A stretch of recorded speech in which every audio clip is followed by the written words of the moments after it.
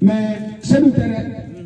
Maintenant, question de les télévision il y a une ce dieu Massa et Johnny. No question de télévision tout fait follow. Là, Massa quand il répond, maintenant quand il y a comment il voilà. Et alors, et ma Massa là. D'accord. Ce ouais à toi il y en a Jama kuru jana masata kamro la jao ko kata masayati radi basafe basa borla kanan fula wure kanan da masoko ko demso chakorba jana masoko ka masayati nama o ya nyina ko masoko ne du srande depuis taware yola ne srana ani demso mo janta pouvoir dima na tra chakorba masoko ne srande de basa ko chakorba jana masoko ka pouvoir di ne ko bana Well, Basali no boko alebe yala. Demison ka akayera yesera sunko fa. Awala ba masoko anu ko tiga lido la loko no. Akon na no fo yena.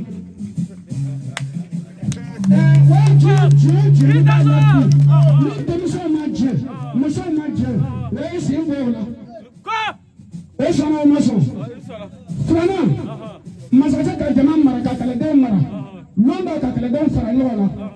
Kosim soma dabka na ni fa kumbele wala wala betu ko fa kumbele ka to no kelen te hakiti ala ma so ka ta fa kumbele fa yin be sala de do no fa kumbele ka ta di ma sa chefe ako mo ko mo bi ko ndo mo ko ndo wolu na na ye ele ma sa ki ta fa kumbele kana ako ko ne tara ne ma ta an fa so ako bon ay fa ngula ni shukula ayena shukula Masachaka nyoni ya mfenna kile ulemani sima kalite kelente ko bon beni takatadi sufen sim soma abe de masachaka blondala amana smartri amana abana sawa fara nyola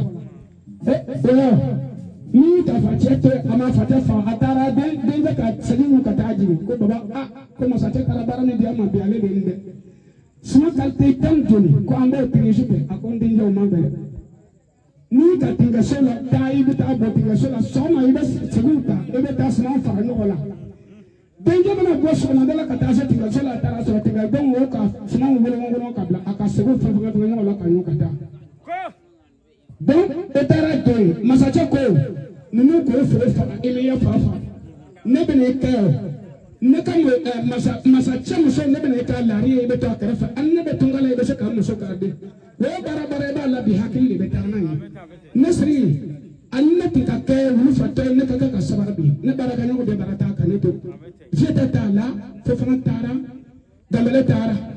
Bibi nan, Bara Toranen Marga Tore, na Bobolo. Aji Jao. Jacoboka Yimi Turo, Nana ye Baba Bay la Crena, Ayi Barmado Akoro. Sinon Baba Mado, Yiri Crena de Flanala, then the Tata Biere. Venu Catholic, mais dans vos flancs, Abocatella dans vos cabines. I'm a from Koye. Never na Dawara. Jamatuma Kasha Masha. Parce que télévision a besoin de cacher nous là. Anna Tolama du Bayaran, mais Basil l'a fait à Dubaï. Parce qu'on peut la taper là, nous sommes dans le cas.